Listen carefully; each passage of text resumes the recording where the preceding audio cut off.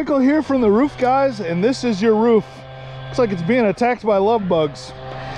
4 135 mushroom vents, hottest of the air just naturally rises out of those.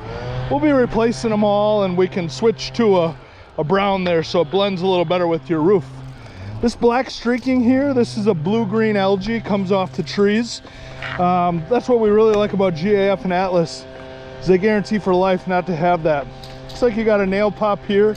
It happens with older roofs, just nails start working their way out of the shingles there. Down here you got a little bit of debris. Sometimes that sits wet, it soaks, and you can have a little bit of rotted out wood. So we'll check all that when we pull the shingles up, see what you got.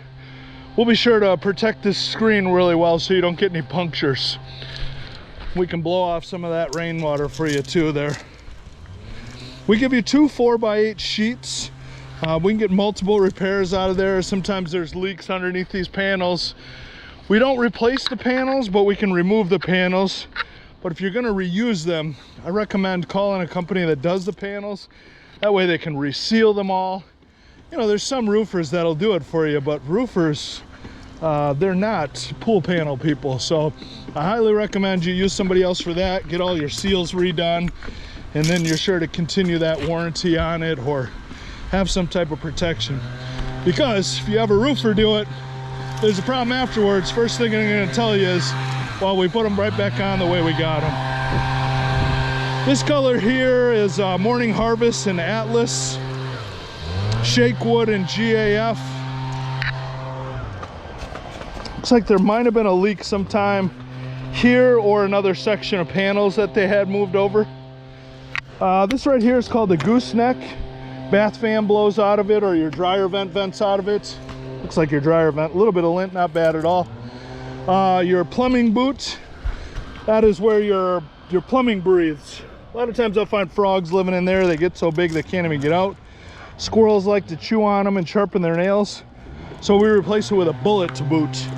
That'll have a guard on top of it, help the creepy crawlies from getting in there. Your gas stacks, we're gonna leave those in place, but we'll reseal the bottom and we can paint them brown to match. And they blend really well and look nice. On these gable style homes, little area below is called a cricket in the industry. You can see where all the water sits there. It takes the longest to dry, so we find rotted out wood in there a lot also. This little piece here is called a drip edge. It is not code yet, so some roofers will say, we'll replace drip edge where there isn't gutters, like this small section here. But what happens is it goes about 2 inches above your roof. Up here, they'll pull the felt from underneath it, and then they'll only run the synthetic underlayment up to it. So often you'll find rotted out wood around your house where they didn't protect it with synthetic underlayment underneath. You don't want a leak problem in the first 10 years of your roof, so better just to get it all done right. Here's an example of where the squirrel got to this boot here. You can see they just chew all around it. They don't like the bullet boots for some reason. Here's the other side of your gable. You can see that one's got even more water that sits there for a long time. So we'll put ice and water barrier per code in here, but then we go above and beyond and do it in the cricket area also. This is another mark of a squirrel. They sit there and sharpen their nails on it. And that just happens when the branches get too long, they find a way up there. But all in all, that's your roof.